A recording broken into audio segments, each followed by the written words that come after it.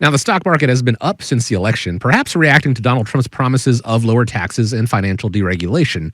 Here's money manager Ryan Payne on Fox Business with his bullish prediction for 2025. We're seeing money just plowing into the market. You could have $1 trillion going to mutual funds and ETFs this year, which is a huge record. And where is that money going? Is blindly going into the S&P 500. So if you use the same metric, if we get to the same crazy multiple we did back in 2000, that gets you to 7,000 on the S&P 500. So I think that's realistic, and it's probably going to come sooner than later, meaning like maybe before the end of next year. So, Dave, do you and your clients have that view for next year, or are you being more cautious? Well, first thing, when he was talking about 2000, all I can think about was, well, wow, the tech bubble. And people that were overly invested in technology stocks really got hammered. And at that point, you really need to take a look at, is the market overvalued? Is the market fairly valued? What are the indicators that we should be looking at in order to gauge where we're at? Politically, I think we're in a real sweet spot for growth because we do have, and I know a lot of people feel like gridlock is important in order for checks and balances in government to work effectively, but Trump's policies tend to be pro-growth, and really, if you think about it, for the next 2 years, he's got a carte blanche. That's probably a little strong a term, but he's got two chambers of Congress that are going to work with him. So is that a good thing for the stock market? I believe so. You also have a Federal Reserve that is cutting interest rates.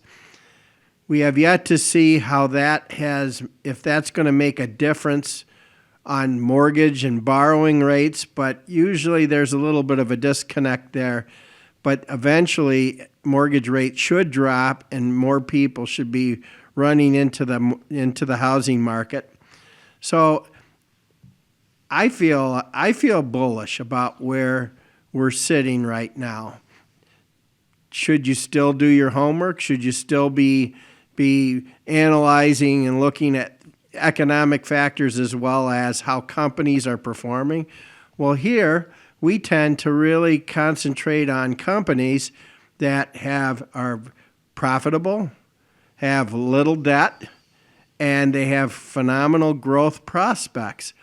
If you have those three things working for you, that is a good investment in terms of consistent growth with good prospects for the future, and it should be lower volatility in terms of if the market gets a little haywire. If you're working with a financial advisor, and especially if you're working with the Retirement Guys formula, we really take all of those things into account when we put our different investment models together. And there's a systematic logic that goes into looking at things for investment. Like if you're things that people are buying every day, that's a daily essential. That's a good portfolio for stability and growth.